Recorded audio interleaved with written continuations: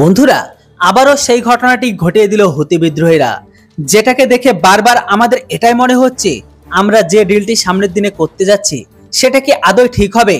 কেননা বন্ধুরা, হুতি বিদ্রোহীদের হাতে বারংবার ধ্বংস হচ্ছে আমেরিকার সর্বাধুনিক ড্রোন। একই ড্রোন ক্রয় করেছে ভারতও। প্রশ্ন উঠেছে সামরিক মহলে, আধুনিক যুদ্ধে ড্রোন ও আর্টিফিশিয়াল ইন্টেলিজেন্সের গুরুত্ব সর্বাধিক। আমেরিকা যুক্তরাষ্ট্রের কাছে বিশ্বের সবচেয়ে আধুনিক ড্রোন প্রযুক্তি রয়েছে। আমেরিকার কাছে বেশ কয়েক ধরনের ড্রোন রয়েছে, যার মধ্যে MQ-9 প্রিডেটর ড্রোন বিশ্বের অন্যতম ঘাতক ড্রোন হিসেবে বলা হয়। ভারতও বহুদিন ধরেই এই প্রিডেটর ড্রোন কেনার জন্য আলোচনা করছে আমেরিকার সাথে। ভারত $4 বিলিয়ন অধিক মূল্যে আমেরিকা থেকে 31টি প্রিডেটর ড্রোন কেনার চুক্তি করবে আগামী কিছুদিনের মধ্যেই। তবে বিগত কয়েক মাস ধরে এই প্রিডেটর ড্রোনকে কেন্দ্র করে বেশ কিছু খবর সামনে এসে যাচ্ছে, যাতে ড্রোনটির কার্যকারিতা প্রশ্নের মুখে। গত এক বছরে 5টি প্রিডেটর ড্রোনকে ধ্বংস করা হয়েছে। গত এপ্রিল মাসে তথ্য অনুযায়ী ইয়েমেনের হুতি বিদ্রোহীরাই টোটালি MQ-9কে 6টি ধ্বংস করে দিয়েছে। সাম্প্রতিক সময়ে আবারও জানা গেছে 30শে মে ইয়েমেনের হুতি বিদ্রোহীরা পুনরায় একটি প্রিডেটর ড্রোনকে ধ্বংস করেছে। শুধু হুতিরাই নয়, রাশিয়াও প্রিডেটর ড্রোনকে ধ্বংস করেছে বেশ কয়েকবার। সিরিয়াতে রাশিয়ার যুদ্ধবিমান দুটি প্রিডেটর ড্রোনকে ধ্বংস করেছে। তাছাড়া রাশিয়া ইউক্রেন যুদ্ধ এই ড্রোন ক্ষতিগ্রস্ত।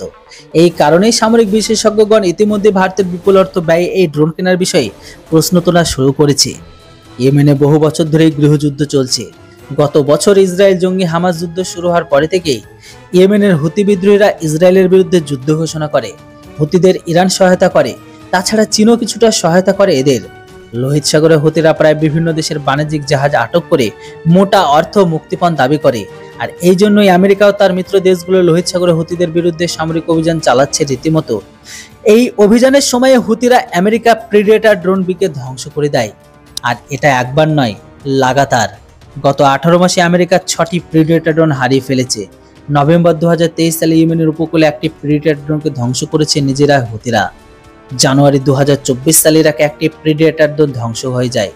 বলা হচ্ছে ওটা ইরাক ধ্বংস করেছে। ফেব্রুয়ারি 2024-এ লোহিত সাগরে ইরানের অস্ত্রের সাহায্যে একটি প্রিডেটর ড্রোনকে ধ্বংস করে হুতিরা। গত এপ্রিলে একটি ড্রোনকে ধ্বংস করেছে হুতিরা। গত এপ্রিল থেকে মে মাসে প্রিডেটর ড্রোন ধ্বংস করার ভিডিও হুতিরা প্রকাশ করেছে। এই প্রিডেটর ড্রোন ধ্বংস আমেরিকার যে সংস্থা, সেই জেনারেল অ্যাটমিক্সের কর্মকর্তা বর্তমান ভারত সফরে এসেছে এই ড্রোন চুক্তির জন্য। গত 3-4 বছর এই ড্রোনের ব্যাপারে আমেরিকার সাথে কথা চলছে ভারতের। তবে এবার এই চুক্তি সম্পূর্ণ হবে। জেনারেল অ্যাটমিক্স 31টি ড্রোনের জন্য প্রায় $4 বিলিয়ন দাম চেয়েছে। তবে যখন এই ড্রোন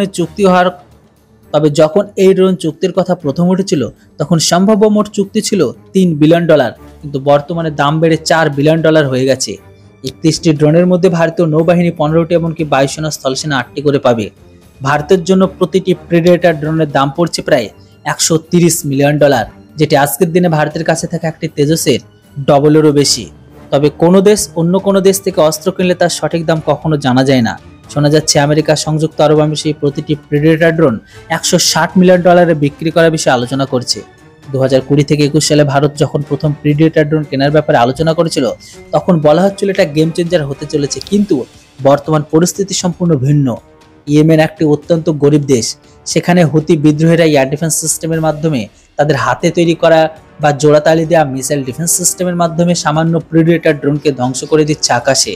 আর এই ধ্বংস করে দেওয়া এটাই প্রমাণ হয়ে গেছে যে প্রিডেটর ড্রোনের মাধ্যমে দূর থেকে লক্ষ্যবস্তুকে ধ্বংস করা সম্ভব, কিন্তু শত্রুর আকাশসীমায় প্রবেশ করলে এই ড্রোন দুর্বল হয়ে পড়ে। এবার বন্ধুরা, আপনারা বলুন, এত টাকা খরচ করে কি আমাদের এই ড্রোনকে কেনা উচিত? অবশ্যই আপনাদের মতামত কমেন্ট বক্সে লিখে জানাতে ভুলবেন না।